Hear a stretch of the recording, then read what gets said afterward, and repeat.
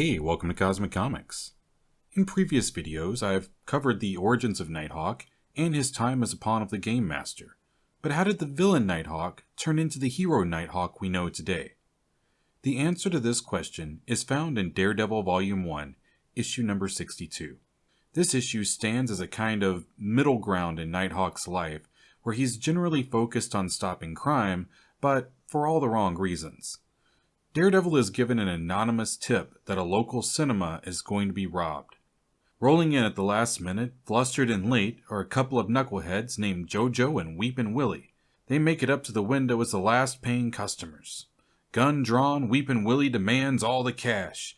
As the two leave, Daredevil stops them in their tracks. Shots are fired but miss Daredevil. The criminals run into a nearby high-rise and head for the roof.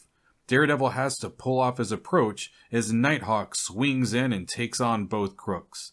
Daredevil arrives late and feeling dizzy. He leaves Nighthawk to finish the crooks up on his own. Daredevil thanks Nighthawk for the assist, and Nighthawk promises to get the criminals to the police.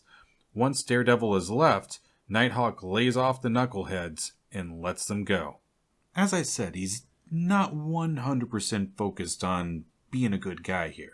As Nighthawk drives home, we discover that he was the cause of Daredevil's dizziness through a pinprick of poison. The next night, as Daredevil is out on the rounds, he decides to check in with the local police precinct to find out if the crooks from the night before were ever turned in, and he learns that they weren't.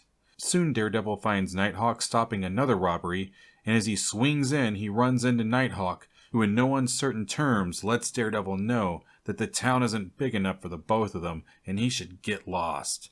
Surprisingly, Daredevil does just that. Night after night, Nighthawk cleans up the streets. Daredevil isn't seen or missed. Kyle Richmond revels in his newfound hero worship and that Daredevil was pushed out so easily. One night near Times Square, Nighthawk nabs a jewel thief who says he should just let him go, just like he did for his pals JoJo and Weepin' Willie. Nighthawk agrees because he says that he's only doing this to get his name in the papers, and one more arrest won't make the difference in him looking good or not to the sheep below, who can't wait to hear about his latest exploit. Unbeknownst to Nighthawk, the crook is actually Daredevil, who broadcast what Nighthawk just said via a hidden microphone. Nighthawk curses his carelessness in letting those first two criminals go. Daredevil insists the mistake was being a phony hero instead of the real thing. Nighthawk is shocked that Daredevil is still coming at him as he's poisoned Daredevil once again. Daredevil tells him that he developed an antidote after the first time they fought. Daredevil thinks he has Nighthawk on the ropes, but the moon is out, meaning that Nighthawk has the advantage. Nighthawk flees before the police can arrive. To make matters worse, he has to take off before a crowd of civilians who are left cheering for Daredevil.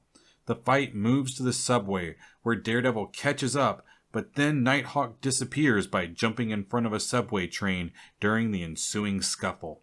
Kyle Richmond next appears in Defenders Volume 1, issue number 12, where he stops by Dr. Strange's Sanctum Sanctorum. Dr. Strange isn't in, and Kyle leaves, afraid that he doesn't have much time left. The next issue picks up with Nighthawk watching over the Sanctum Sanctorum.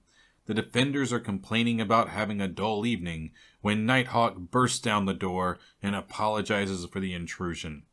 The expected 2 pages of roughhousing commences, ending with Dr. Strange calming everybody down to hear what Nighthawk has to say. Earlier in the week, Nighthawk had received a letter that threatened to uncover his secret identity if he didn't come by the Creighton Observatory before midnight. He knew who it was before it ever arrived. The only people who knew about him, his previous partners in crime, the Squadron Sinister. As for what happens next and why they've banded together once more, I'll cover that in another episode where I discuss Nebulon, the Celestial Man. To wrap things up though, showing up at the Defenders in an effort to stop Squadron Sinister ends up being the watershed moment in Kyle Richmond's life when he finally discovers he can find happiness in doing good, saving others, and standing up to evil.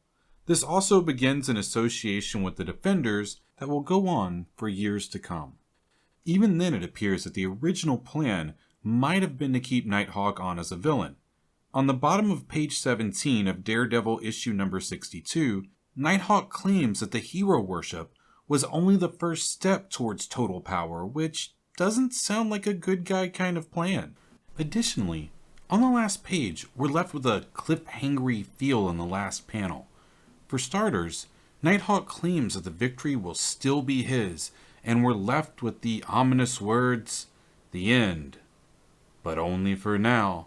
Well, this is the end, but only for now, for Cosmic Comics. Feel free to hit any of the buttons below. I'm out.